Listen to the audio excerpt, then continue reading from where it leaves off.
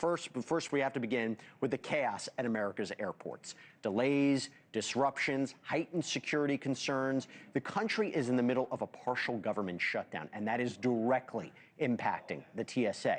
TSA officers are considered essential, which means they are required to show up for work even without pay. Now, for some, that's just not sustainable. Officials say more than 400 TSA officers have left their jobs. Thousands of others have called out, citing costs like gas, childcare, food, rent. That's not surprising. Yesterday, call-out rates hit nearly 12% nationwide, with some major airports seeing much higher numbers. In Atlanta, the world's busiest airport, 40% of TSA workers called out. Over 40% in New Orleans, too. JFK, New York, more than a third of workers didn't come to work today. LaGuardia, more than 20%. So what's the result? Longer security lines, delays, and added pressure on the officers who are still working. The Department of Homeland Security says it's trying to keep operations running safely to minimize disruptions for the travelers. But as part of that response, now ICE agents have been deployed to some airports. The administration says these agents, they're not replacing TSA screeners, but instead they're just assisting with support roles like crowd control and monitoring lines and helping maintain order. Now, officials argue this is just a temporary step to keep airports moving during a staffing shortage. But there are questions, there are concerns. You have some aviation and security experts note that TSA officers, they receive specific training for screening passengers and baggage. It's training that ICE agents, they don't necessarily have. And so everybody is watching closely to see how these roles are defined, who is doing what, and also whether ICE agents are going to be making immigration-related arrests during this time. And speaking of watching closely, all eyes are on airport operations amid this shutdown, which brings us to the tragedy from last night. An Air Canada flight collided with a fire truck on a runway at LaGuardia, killing both pilots and injuring dozens. The airport was shut down for hours as investigators worked to figure out what went wrong. Air traffic control audio captured the moment that a controller desperately tried to stop this crash. Take a listen.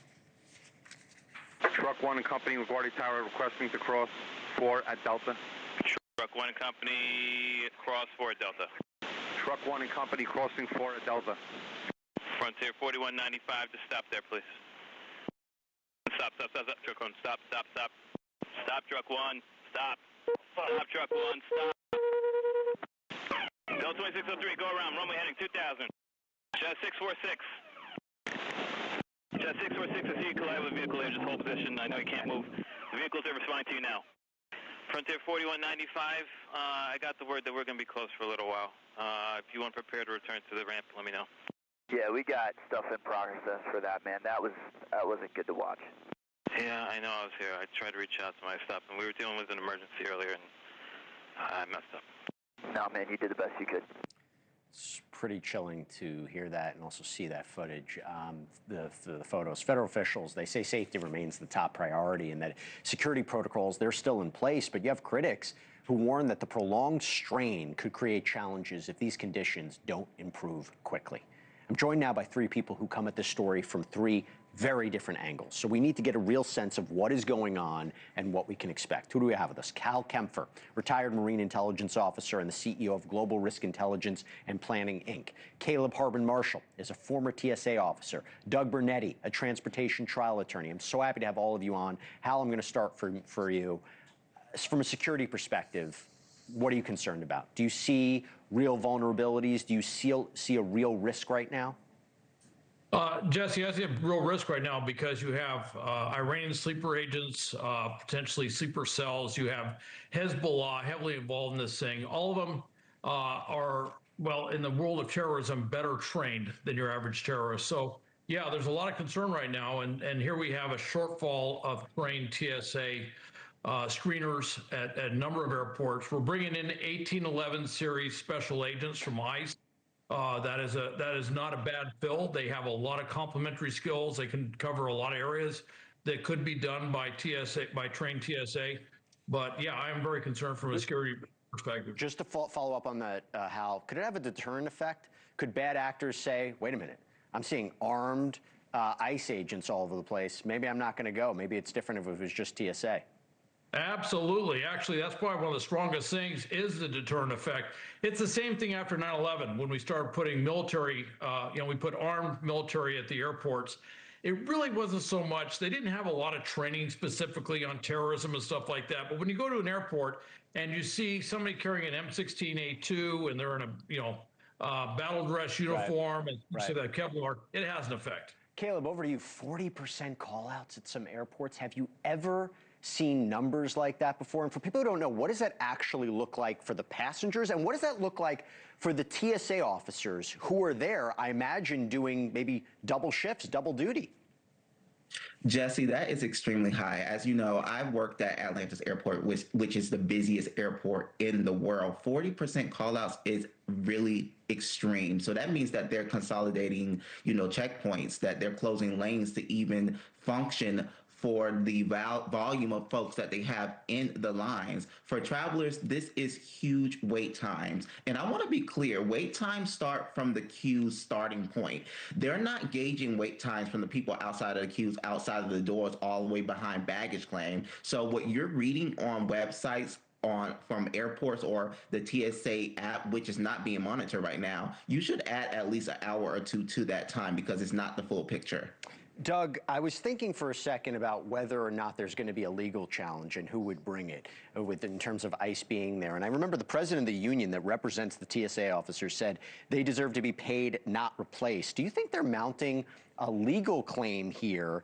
Because as we know, federal law designates the TSA officers to be operating there, not ICE. ICE has a very specific role in terms of immigration enforcement. Do you think they're going to be mounting a legal claim?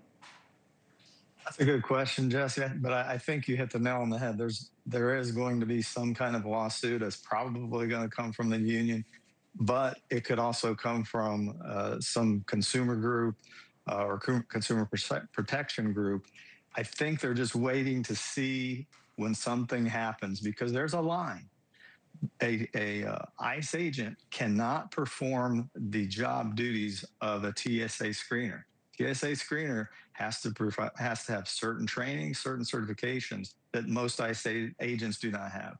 So when that line gets crossed, you're going to see problems. If it does, because here's what's interesting about it. First of all, I also want to know if anybody would mount a legal challenge if this was working and saying if ICE is actually helping, would they want to mount a legal challenge where they're taken out of the airports? Which, Caleb, I go to you. I haven't seen any reports today that ICE was interfering with airport services or airport operations. Do you think that they can provide a hand if, again, there is short-staffed? Absolutely not. ICE agents are not certified to do any of the key critical functions that TSA officers do. TSA officers spend at least 6 months to get certified to do the X-ray, to pat down travelers. Can you imagine ICE patting down women and patting down men? That's with guns on their hips. No one will want to travel with that happening. And this ICE doesn't need to be there. If TSA needed help with mitigating lines or crowd control, they can do what they did once before. Tap into the airline staff, tap into the airport staff that is already there to assist. ICE doesn't need to be in airports across the country right now, and it's just an intimidation to the traveling public at this point. Hal, is it a problem that ICE is there and maybe not on the streets, not in jails? I mean, it was talked about a lot in the past day, the Loyola student who was killed, and those are the kind of nightmare scenarios. Is this taking them away from getting the bad guys off the streets? Well, certainly there's no shortage of things for ICE to do, and there's a lot of investigative work to be done out there.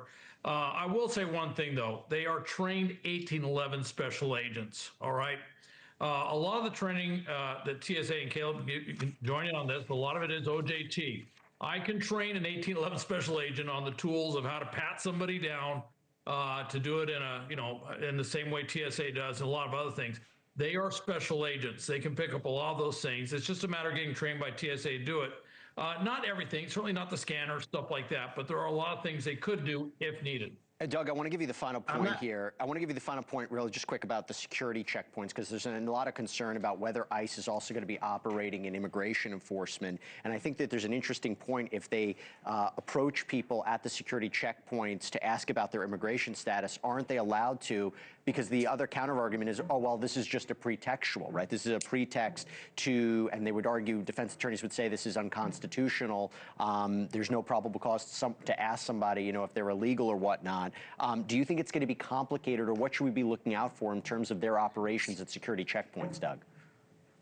Jesse, you hit the nail on the head. There are anti-ICE people out there now, I am sure, that are just trying to catch one trying to do that, because if they use this placement at the security checkpoints to do any kind of immigration screening, any kind of criminal screening, that could violate our constitutional rights amendment, or the Fourth Amendment, the Fifth Amendment, 14th Amendment. So there's real potential for problems here.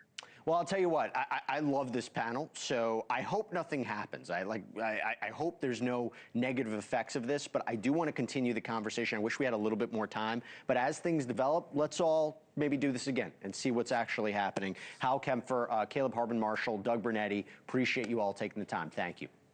Thank you, Jesse.